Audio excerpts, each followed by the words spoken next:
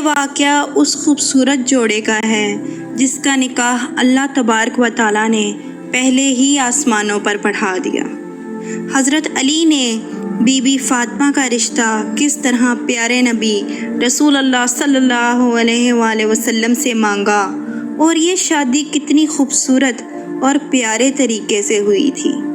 Be be Fatima جیسے ہی بڑی ہوئیں تو آس پاس صحابیوں کے رشتے بی بی فاطمہ کے لیے آنے لگ گئے، تو پیارے نبی رسول اللہ صلی اللہ علیہ وآلہ وسلم یہی فرماتے تھے کہ میں نے اپنی بیٹی فاطمہ کی شادی کا فیصلہ اللہ تبارک و تعالیٰ پر چھوڑا ہوا ہے۔ میری بیٹی کا رشتہ اللہ تبارک و تعالیٰ ہی کریں گے، میں اللہ کی رضا میں راضی ہوں۔ تو آپ ان صحابیوں کو انکار کر دیتے ہیں۔ ایک دن حضرت ابو بکر اور حضرت عمر مسجد نبوی میں تشریف لائے اور ایک دوسرے سے بات کرنے لگے۔ وہ آپس میں بی بی فاطمہ کے رشتے کے بارے میں بات کرنے لگے کہ سب ہی صحابیوں نے بی بی فاطمہ کے رشتے کے لیے پیغام بھیجا ہے، لیکن حضرت علی نے کوئی بات نہیں کی۔ حضرت عمر فرمانے لگے کہ میرا خیال ہے کہ حضرت علی اپنی غریبی اور غربت کی وجہ سے کوئی بات نہیں کر رہے۔ اگر ان کے دل میں یہ بات ہے، اس وجہ سے انہوں نے رشتہ نہیں مانگا، تو ہم حضرت علی کی مدد کریں گے۔ حضرت ابو بکر نے کہا کہ ہم حضرت علی سے بات کرتے ہیں، اگر وہ غربت کی وجہ سے انکار کر رہے ہیں تو ہم حضرت علی کی مدد کریں گے۔ اس طرح وہ بات کر کے مسجد نبوی سے اٹھ گئے اور حضرت علی کی تلاش میں نکل پڑے۔ وہ صحابی حضرت علی کے پاس آئے اور آ کر فرمانے لگے، اے علی، پیارے نبی رسول اللہ سرکار دو عالم کی بیٹی کے لیے قریش کے جوانوں کے رشتے آئے ہیں، لیکن پیارے نبی صلی اللہ علیہ وآلہ وسلم نے یہ کہہ کر انکار کر دیا کہ میں نے یہ فیصلہ اللہ کے اوپر چھوڑا ہوا ہے اور آپ نے ابھی تک کوئی پیغام نہیں بھیجا۔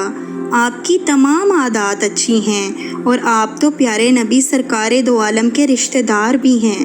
حضرت عمر اور ابو بکر فرمانے لگے کہ ہمیں لگتا ہے کہ پیارے نبی سرکار دو عالم نے بی بی فاطمہ کے رشتے کا معاملہ آپ کی وجہ سے روک رکھا ہے۔ یہ سن کر حضرت علی کی آنکھیں نم ہو گئیں اور کہنے لگے کہ مجھے رسول اللہ صلی اللہ علیہ وآلہ وسلم کی بیٹی پسند ہے، میں ان سے شادی کرنا چاہتا ہوں، لیکن میں اپنی غربت کی وجہ سے محمد صلی اللہ علیہ وآلہ وسلم سے کوئی بات نہیں کر پاتا۔ حضرت ابو بکر اور حضرت عمر کہنے لگے، اے علی، ایسا نہ کہو، ہمارے پیارے نبی سرکار دو عالم صلی اللہ علیہ وآلہ وسلم کی نظروں میں یہ دنیاوی مال و متاع کی کوئی قدر و قیمت نہیں ہے۔ حضرت علی خاموش ہو کر گھر چلے گئے۔ گھر میں کچھ دیر آرام کرنے کے بعد اپنا اونٹ کھولا اور اس پر سوار ہو گئے۔ پیارے نبی رسول اللہ صلی اللہ علیہ وآلہ وسلم کے دروازے کے پاس پہنچ کر ان کا دروازہ کھٹکھٹایا۔ اندر سے حضرت کلثوم کی آواز آئی اور کہنے لگیں کہ دروازے پہ کون ہے؟ کمرے سے پیارے نبی سرکار دو عالم نے آواز دی کہ اے کلثوم، یہ وہ ہے جس کو اللہ بہت محبت کرتے ہیں اور یہ بھی اللہ سے بہت محبت کرتے ہیں، یہ میرے بھائی ہیں، اٹھو اور دروازہ کھولو۔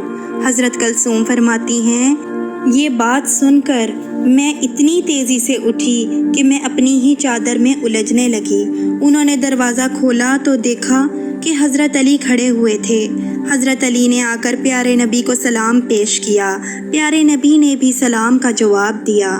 سلام کر کے حضرت علی پیارے نبی کے سامنے بیٹھ گئے اور زمین کھودنے لگے۔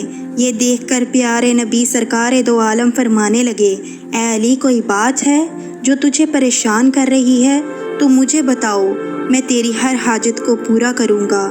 حضرت علی فرمانے لگے کہ یا رسول اللہ، میری جان آپ پہ قربان، آپ نے مجھے میرے چچا اور چچی سے گود لیا، میں اس وقت ناسمجھ بچہ تھا، آپ نے میری رہنمائی فرمائی، آپ نے مجھے ماں باپ سے بڑھ کر محبت کی، اللہ تبارک و تعالیٰ نے مجھے آپ کے ذریعے ہدایت فرمائی، میں اپنا گھر بنانا چاہتا ہوں، میں چاہتا ہوں کہ میرا گھر ہو، میری بیوی ہو۔ یا رسول اللہ، کیا آپ اپنی لخت جگر حضرت بی بی فاطمہ کو میرے نکاح میں لانا پسند کریں گے؟ پیارے نبی خوشی سے کھل پڑے اور مسکرا کر کہنے لگے، اے علی، تم سے پہلے مجھے جبریل یہ پیغام بھیج گیا ہے۔ تم مجھے یہ بتاؤ کہ تمہارے پاس کوئی چیز ہے جو تم فاطمہ کے نکاح کے لیے دے سکو۔ حضرت علی فرمانے لگے، یا رسول اللہ، آپ میری حالت جانتے ہیں کہ میرے پاس صرف ایک تلوار ہے اور ایک پانی لانے والا اونٹ ہے۔ ان دونوں چیزوں کے سوا میرے پاس اور کچھ نہیں۔ پیارے نبی فرمانے لگے کہ تلوار سے تو تم اللہ کی راہ میں جہاد کرو گے اور اونٹ پہ تم پانی لاد کر اپنا گھر چلاؤ گے اور سفر میں بھی اونٹ تمہاری رہنمائی کرے گا، لیکن زرا کے بدلے میں اپنی بیٹی کا نکاح تجھ سے کرتا ہوں۔ پیارے نبی رسول اللہ فرمانے لگے، اے علی، تیرا اور فاطمہ کا نکاح تو اللہ تبارک و تعالیٰ نے آسمانوں پہ ہی کر دیا ہے۔ تیرے آنے سے پہلے جبرائیل مجھے یہ پیغام دے گئے ہیں، میں نے تو بس اعلان کرنا ہے۔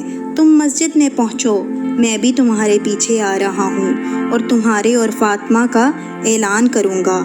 حضرت علی اتنی خوشی سے باہر نکلے کہ خوشی سے وہ جھومتے ہوئے جا رہے تھے۔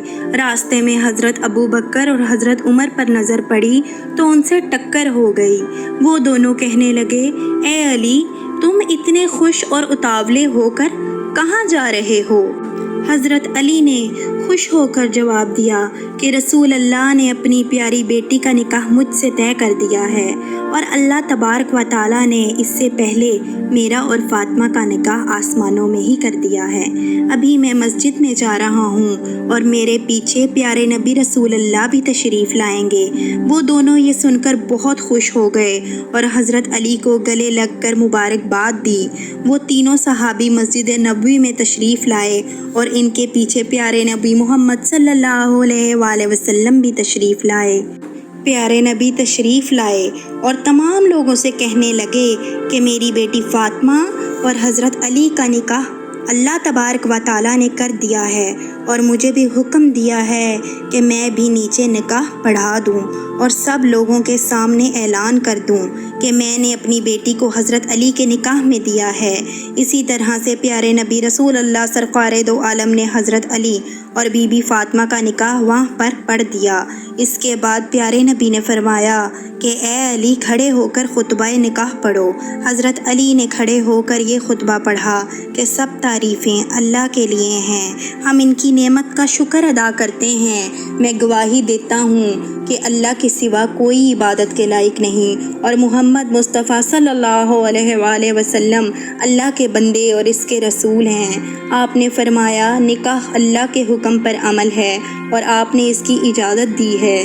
رسول اللہ سرکار دو عالم نے اپنی بیٹی فاطمہ کا نکاح مجھ سے کر دیا ہے اور میری اس زرہ کو بطور حق مہر مقرر فرمایا ہے۔ میں اور سرکار دو عالم صلی اللہ علیہ وآلہ وسلم اس نکاح پر راضی ہیں۔ تم سب لوگ بھی پیارے نبی سرکار دو عالم سے پوچھ لو اور ہمارے نکاح کے گواہ بن جاؤ۔ سب ہی مسلمانوں نے وہ نکاح قبول کیا اور کہا کہ اللہ اس جوڑے کو کئی نعمتوں سے نوازے اور یہ جوڑا محبت اور خوشحالی سے رہے۔ اس کے بعد حضرت علی نے اپنے زرہ لی اور بازار میں حضرت عثمان غنی کو فروخت کر دی۔